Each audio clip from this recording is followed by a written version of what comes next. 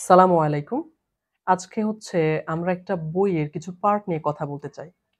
Mainly বইটা হচ্ছে George অরওয়েলের লিখা 'অ্যানিমাল ফার্ম'। আমার খুব ইচ্ছে ছিল পুরো বইটি রিভিউ করার। কিন্তু আমি বইটি অনেক আগে পড়ার কারণে আমি কি পড়েছি এক্সাক্টলি আমার মনে নেই। তবে আমার মেমোরিতে যেই ব্যাপারগুলো আছে, মানে আমার চিন্তার জগতে যে বিষয়গুলো এখনো আছে, যেটা আমি 'অ্যানিমাল ফার্ম' বইটা পড়ে আমার মনে হয়েছে, সেখান থেকে আমি কিছু কথা বলতে চাই। সো মেইনলি এই বইটি হচ্ছে একটি বিপ্লব নিয়ে, রেভলিউশন নিয়ে। তো বইটি একটা ফিকশন। মানে এটার কোনো অস্তিত্ব পৃথিবীতে নেই। এই ধরনের একটা ব্যাপার-স্যাপার। কারণ যে বিপ্লবটা হচ্ছে সেই বিপ্লবটা হলো প্রাণীদের মধ্যে। এখন আপনি কি এটা বিশ্বাস করবেন যে প্রাণীরা বিপ্লব করছে? এটা তো মানুষ নয়, রাইট? পৃথিবীতে শুধুমাত্র মানুষই হচ্ছে পলিটিক্যাল এলিমেন্ট। যেটা আমরা বলতে পারি যে পলিটিক্যাল আ অ্যানিমাল ও বলতে পারি আমরা, রাইট? সো যেহেতু বইটা লেখা হচ্ছে প্রাণীদের বয়ানে, সুতরাং এইটা একটা ফিকশন বা একটা কাল্পনিক ব্যাপার। কিন্তু ইন্টারেস্টিং ব্যাপার হচ্ছে এই যে বইটা, সেটা আমাদের মানুষের যে বিপ্লব সেটার সাথে অনেকটাই রিলেভেন্ট। সো আমি আজকে পুরো বইটা রিভিউ করব না এবং কি ঘটেছে সেই ব্যাপারেও বলব না। আমি জাস্ট একটা গল্প এই বই থেকে বলতে চাই। সেই গল্পটার নাম হচ্ছে 'দুধ গেল কোথায়?' এটা হচ্ছে আমার গল্প। সো আমি জাস্ট ফার্স্ট চ্যাপ্টার থেকে আমি যেটা শিখেছি বা আমার যেটা মনে হয়েছে আমি সেটা বলতে চাই। এই বইটা শুরু হচ্ছে একটা অ্যানিমাল ফার্ম থেকে। ওই অ্যানিমাল ফার্মে মেজর নামে একটা অ্যানিমাল আছেন, যিনি একটু বিপ্লবী চেতনার অধিকারী। তিনি আসলে বিপ্লবটা করতে চান। সো অনেকদিন ধরেই সেখানে বিপ্লব হবার চেষ্টা হচ্ছে, কিন্তু বিপ্লবটা আসলে হচ্ছে না। তো এই মেজরের কাজ ছিল ওই অ্যানিমাল ফার্মে যে সকল প্রাণী থাকতো তাদেরকে মোটিভেট করা এবং তাদেরকে বলা যে কেন বিপ্লবটা ইম্পোর্টেন্ট। সো কেন বিপ্লবটা ইম্পোর্টেন্ট সেটা বলতে যেয়ে মেজর কয়েকটি কথা বলেছে। যেহেতু আমার সরাসরি মনে নেই কি বলেছে, সো আমি একটু হেল্প নিবো বই থেকে। যে আসলে কি বলেছে। সো মেজরের ভাষ্য অনুযায়ী সে বলছে, "Our lives are miserable, laborious and short." So এই যে অ্যানিমালদের লাইফ মিজারেবল, লেবারাস এবং যে শর্ট, এই ৩ টা গ্রাউন্ডে মেজর বলতে চাচ্ছেন, "The life of an animal is misery and slavery. That is the plain truth." তার মানে মেজরের ভাষ্য অনুযায়ী প্রাণীদের যে জীবন, এইটা খুবই দুঃখ দুর্দশার এবং সারাটা জীবন তাকে স্লেভারি করে কাটাতে হচ্ছে এবং তাদের জীবনটা যে শর্ট, এইটা হচ্ছে প্লেইন ট্রুথ। এই যে তাদের জীবন সংক্ষিপ্ত জীবন, কিন্তু এই জীবনে তাদেরকে স্লেভারি করতে হচ্ছে। এই জীবনে যে তাদের দুঃখ, কষ্ট এবং দুর্দশা আছে। সো কেন তাদের জীবনে এত দুঃখ এবং দুর্দশা? কেন তাদেরকে এত স্লেভারি করতে হচ্ছে? এত কেন কঠোর পরিশ্রম করতে হচ্ছে? এই কেন প্রশ্নের উত্তরটাই তাদেরকে আসলে রেভলিউশন এর দিকে নিয়ে যাবে। সো এই যে প্রশ্ন আমাদের সামনে যে কেন প্রাণীদের জীবন এত দুর্বিষহ? কেন তাদের জীবনে এত দুঃখ? এই দুঃখটা আসলে তারা কেন পাচ্ছে? এই প্রশ্নের উত্তর দিতে যেয়ে মেজর বলছেন যে মানুষ। একমাত্র মানুষের কারণেই তাদের জীবনে এত দুঃখ, দুর্দশা। তাদেরকে এত পরিশ্রম করতে হচ্ছে, তাদেরকে দাসের জীবন বরণ করতে হয়েছে। তাহলে এখন কি করতে হবে? তাদেরকে যদি এই দুঃখ এবং দুর্দশার জীবন থেকে রক্ষা পেতে হয়, তাহলে তাদেরকে যেটা করতে হবে, এই মানুষের বিরুদ্ধে বিদ্রোহ করতে হবে। রেবেলিয়ন করতে হবে।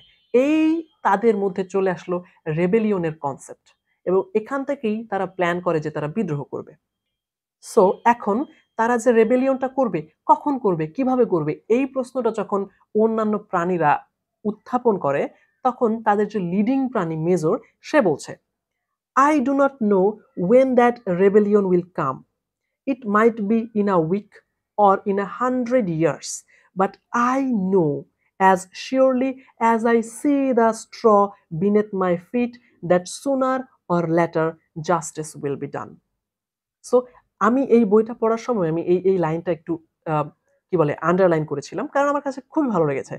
যে একজন ব্যক্তি তিনি আ রেভলিউশন এর ডাক দিচ্ছেন, বাট তিনি জানেন না এক্সাক্টলি রেভলিউশন টা কখন হবে। বাট তিনি এটা বিশ্বাস করেন যে sooner or later justice will be done, আর এই জাস্টিসটাই হচ্ছে রেবেলিয়ন, এবং তারা মানুষের কাছ থেকে ক্ষমতা টেক ওভার করবে। That's the point. অ্যান্ড এই কথাটা পুরো বইটা পড়ে আমার খুবই ভালো লেগেছে। এখন এই যে রেভলিউশনটা হবে, কেন হচ্ছে? কারণ তাদের লাইফটা মিজারেবল, তাদের লাইফটা স্লেভারির, এবং তারা যেই ফার্মে আছে সেই ফার্মে তারা তাদের অধিকারটুকু পাচ্ছে না। সো গ্রাউন্ডটা বুঝতে হবে একটা রেভলিউশনের, যে তাদের অনেক না পাওয়া আছে। এই যে তাদের অনেক না পাওয়া, এটা হচ্ছে রেভলিউশনের গ্রাউন্ড। এখন প্রশ্ন হচ্ছে, আমি যদি রেভলিউশন করি তাহলে আমাকে রেভলিউশনের পরে একটা বেটার লাইফ দিতে হবে প্রাণীদেরকে। যদি আমি একটা বেটার লাইফ না দিতে পারি, তাহলে কিসের জন্য আমি আমার জীবনের ঝুঁকি নিয়ে বা প্রাণীরা তাদের জীবনের ঝুঁকি নিয়ে একটা রেভলিউশন করবে? That's a question. সো এরপরেই যে নতুন আরেকটা বয়ান তৈরি হচ্ছে, এবং সেই বয়ানটা হচ্ছে এইরকম যে অল অ্যানিমালস আর ইকুয়াল, সমস্ত প্রাণী সমান। এই যে নতুন একটা বয়ান তৈরি হলো, এই নতুন বয়ানের উপর ভিত্তি করেই সমস্ত প্রাণী একতাবদ্ধ হয় এবং তারা রেভলিউশনটা করে। সো আমি এক্স্যাক্টলি কোন পয়েন্টটা ড্র করতে চাচ্ছি? আমি যে পয়েন্টটা ড্র করতে চাচ্ছি সেটা খুবই সিম্পল। একটা রেভলিউশন কখন হয়? রেভলিউশনটা তখনই হয় যখন সমাজে কোনো শৃঙ্খলা থাকে না, সমাজে উচ্চ এবং নিম্ন শ্রেণীর মধ্যে বিস্তর তফাৎ থাকে, ফারাক থাকে, মানুষের জীবনমান সমান থাকে না, মানুষের জীবন দুর্বিষহ হয়ে ওঠে, তখন একটা রেভলিউশন হয়। এবং এই রেভলিউশন করে আমরা আসলে কি অর্জন করতে চাই? আমরা অর্জন করতে চাই equality, equal rights, equal prosperity. এটার মানে এটাই না যে হচ্ছে আমরা সব ক্ষেত্রে ইকুয়ালিটি চাচ্ছি। এক্স্যাক্টলি আমরা যেটা চাই সেটা হচ্ছে ইকুইটি, সাম্য, ন্যায় বিচার।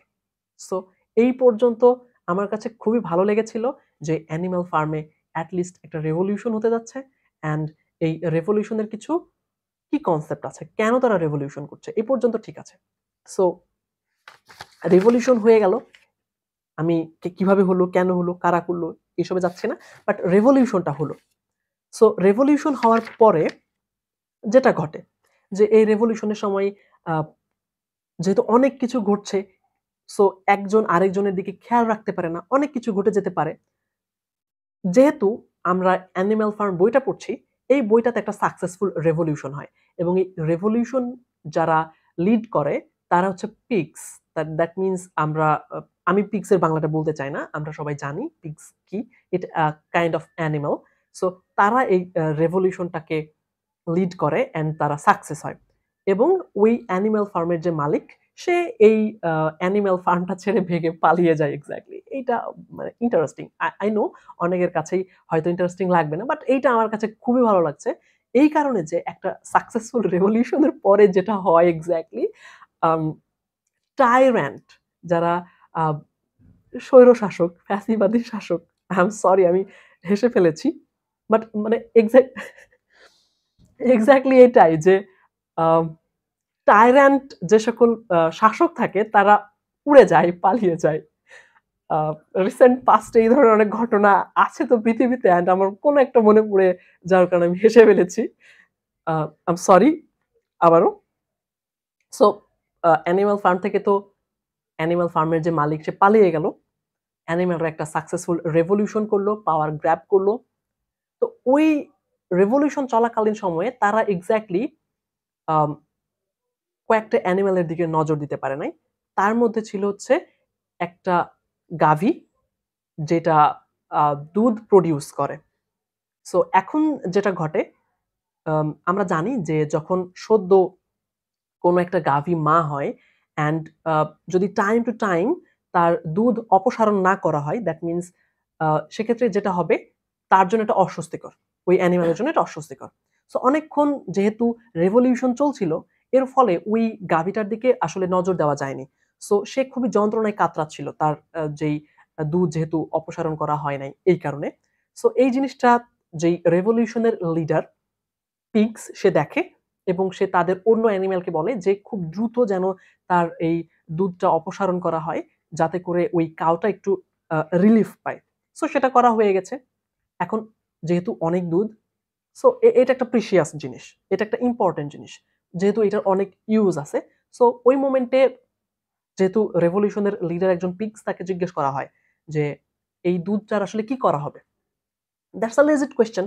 তখন একটা মুরগি সে বলে যে এইটা তো যখন অ্যানিমাল ফার্মের মালিক ছিল, সে যখন থাকতো সেটা আমাদেরকে দিত বা এরকম কয়েকটা প্রাণীকে দিত। মানে প্রিভিয়াস যে ইউজ দুধের সেই সম্পর্কে পিগসকে জানায়। তখন পিগস বলে যে এটা আমার উপরে ছেড়ে দাও। আমি এটা টেক কেয়ার করছি বা আমি দেখছি এটা কি করা যায়।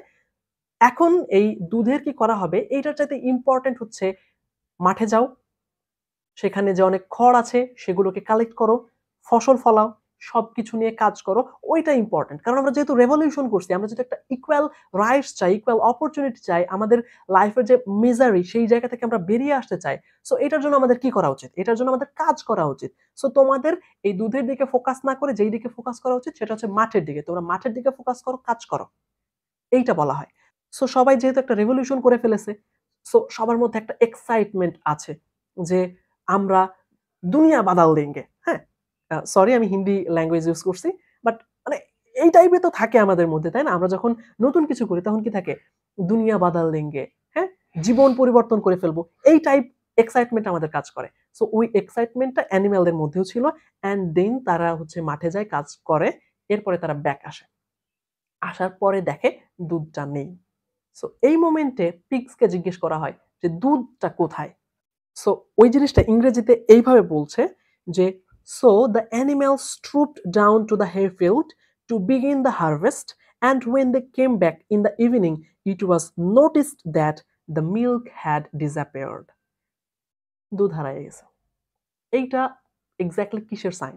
একটা সাকসেসফুল রেভলিউশন হলো, তাদের একটা নেতা হলো, সে ক্ষমতায় আরোহণ করলো, দেন সে অন্যান্য অ্যানিমালকে মোটিভেটেড করলো, তোমরা হেই ফিল্ডে যাও, হারভেস্ট করো। বাট যেটা ঘটলো সেটা হচ্ছে দুধ হারিয়ে গেল। এইটাই ছিল আমার গল্প যে দুধ গেল কোথায়? আমি যদি এই ব্যাপারটাকে আরেকটু স্পেসিফিক্যালি বলি তাহলে যেটা ঘটবে যে এইটা একটা সাইন যে আপনার বিপ্লব বেহাত হতে চলেছে। অনেক ঘটনা ঘটেছে। এই দুধটাকে আমি আগেই বলেছিলাম প্রিসিয়াস। ইন আ সেন্স যে একটা বিপ্লবের পরে ছোট, ছোট যেটাই অর্জন সেটাই খুবই গুরুত্বপূর্ণ। এবং এই গুরুত্বপূর্ণ একটা অর্জন যেটা সবার হওয়া উচিত ছিল। কারণ এই বিপ্লবটা বেস করছে অল আর ইকুয়াল। কিন্তু লিডার কি করল? সে দুধটাই চুরি করে ফেলল। দো এই বইতে এই ধরনের কোনো সাইন নাই যে দুধটা কোথায় গেছে। বাট এই দুধটা টেক ওভার মানে টেক কেয়ার যে করছে সেটা তো তাদের লিডার। অ্যান্ড দুধটা যে হারিয়ে গেল এইটাতে যে অন্যান্য অনেকের হিস্যা আছে সেই জিনিস তো তারা পেল না। সো এই ছোট জায়গা থেকেই তো শুরু হয় আসলে বিপ্লবটা বেহাত হওয়া। সো রেভলিউশন এর মধ্যে যেটা ঘটে সেটা হচ্ছে অনেক সময় সেই রেভলিউশনটা বেহাত হয়ে যেতে পারে। এবং এই অ্যানিমাল ফার্মটাকে আমি বলি যে একটি ব্যর্থ বিপ্লবের আ চিত্র অথবা ব্যর্থ বিপ্লবের স্টোরি, হ্যাঁ? সো একটা বিপ্লব যেটা আনসাকসেসফুল রেভলিউশনাল স্টোরি সেটা নিয়ে কথা বলছে। সো আমার আজকের পয়েন্ট ছিল যে দুধটা গেল কোথায়? ইন আ সেন্স যে আপনাকে অনেক, অনেক কথা বলা হবে, অনেক আ আশা দেখানো হবে। আল্টিমেটলি যেটা হবে বিপ্লবের যে মূল এসেন্স বা নির্যাস সেই জিনিসটা চুরি হয়ে যাবে। সো এই বিপ্লবের নির্যাস বা এসেন্স যেন চুরি না হয়ে যায় এর জন্য আমাদেরকে সবসময় সজাগ থাকতে হবে এবং যেটা করতে হবে সবসময় ভিজিল্যান্ট ওয়েতে আমাদের লিডারদেরকে পরখ করতে হবে। তাদের ভুল অ্যাকশন গুলো ধরিয়ে দিতে হবে।